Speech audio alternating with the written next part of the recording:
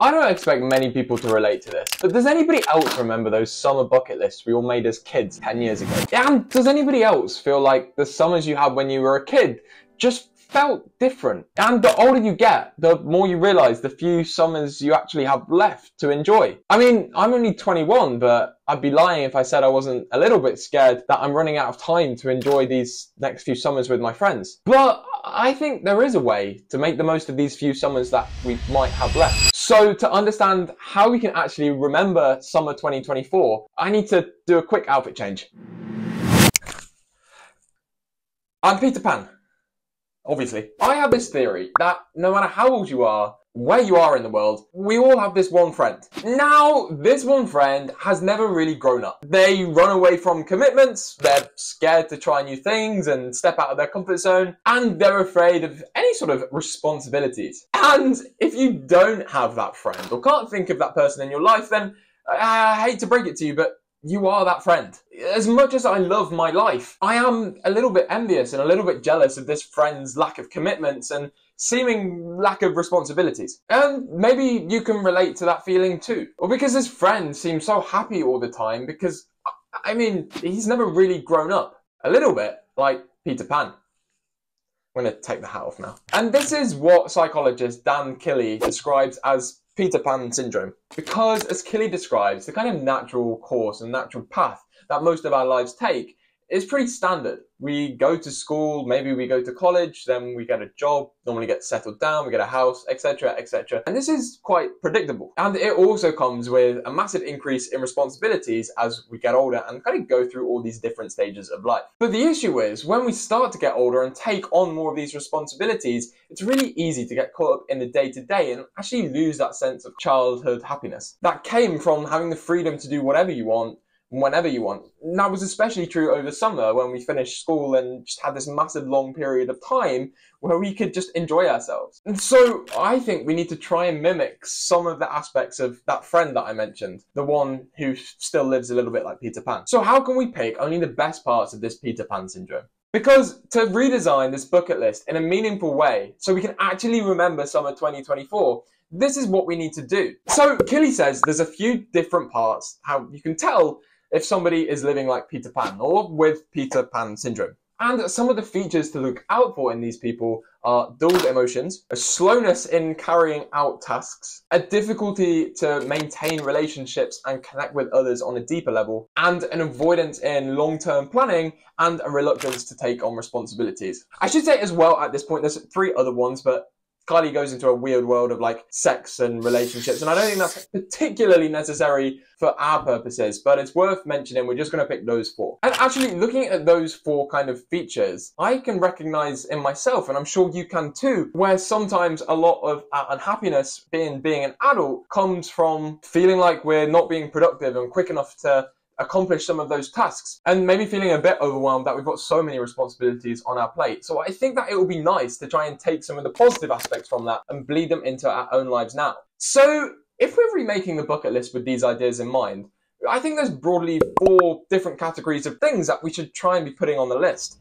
And I've done the hard work for you. So the first category of things that I think need to go on our bucket list are things that actually make us feel excited. The second category are things that are kind of spontaneous and we don't plan too much about, we just do in the moment. The third thing, and I think this might be the most important one, but is deep connections and like trying to form meaningful relationships with people. And the final category are things that we can kind of learn and grow from over the summer. Things that take a little bit longer to get going. But at this point, I'm sure you might be asking, like, what are some examples of this? I don't even know where to start. I want to remember summer 2024, so I know I need to make one of these bucket lists, but how do I do it? Well, lucky for you, here's one I made earlier. Now look, I'm never going to confess to being a fantastic artist, and I don't even want to tell you the amount of time it took me to design this kind of heading. However, I had a lot of fun in making this, and I felt kind of a few of those emotions that I did when I was a kid again. So what we're going to do is we're going to look at those 4 categories in turn, and hopefully I can give you some ideas kind of where to start by looking at my list. And as a little thing that I just want to mention before I actually show you my bucket list, this is the 3rd summer that I'm going back to work in a summer camp. And this is, I think, a pretty cool opportunity for young people, especially me. I'm not like interested in going to like festivals and things like that. The point is, you'll see on my bucket list that a lot of my goals are catered towards that. As a side note, if you're interested in finding out about camps or whatever, I'll leave a couple of videos up on screen that you can watch after this one. But yeah, let's dive right in. So if we deal with that first category now of things to make you feel excited, you'll see that I've got that all in red. And these are kind of little things, like smaller things that I can try and work towards over the summer. And when you're doing this, I think it'll be helpful to try and think of things that you don't really do in your day-to-day life. I mean, this was kind of straightforward for me because I live in the centre of London and I'm going to work in like rural Ontario. So there's a pretty big difference there in terms of population and yeah, things to see. So you'll see I've got things like, I want to see a bear. I think that'd be very cool. From a distance, things like going stargazing, things that I just can't really do right now. Now, the next category of things I want to talk about are kind of those long-term goals, things that you're kind of working towards and aiming to achieve in the future. I mean, I've spoken loads on this channel about how kind of pushing outside of your comfort zone and taking risks is genuinely like the best way you can grow as a person. And I think this is no different in our bucket list. So taking a look at my bucket list, out of all of these things here, I suck at pretty much all of them. It would be very nice to score a goal in hockey, but I'll see if I can find some photos or videos or something. I'm terrible at hockey.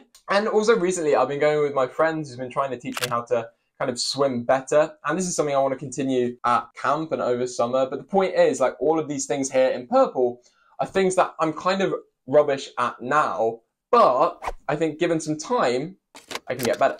Now, the third thing is all to do with those deep connections and kind of meaningful relationships. So this is in green for me on my bucket list. And look, this is going to be different for you depending on kind of who you are, like what existing relationships you have. But for me, you can see how, because I'm going away for potentially 3 months over the summer, I'm really going to try and make an effort as best I can to keep in touch with my friends and family back home, as well as replying to all the comments as I normally do on YouTube. And that brings us on to the final category of those activities that are kind of spontaneous, spur of the moment. And I started to write down some ideas and then I stopped in my tracks because obviously I can't write anything for spontaneous activities because they're not going to be spontaneous. So on my bucket list, I've left a big space for this. So I think what I'll end up doing is kind of filling this in retrospectively. So that is how my bucket list looks. I mean, if you're interested in finding out how I get on in Canada, I'm going to be posting, hopefully, a fair bit of stuff over on my Instagram. So I am very confident that this method is going to help you actually remember summer 2024. But if you're still struggling to do things that you want to do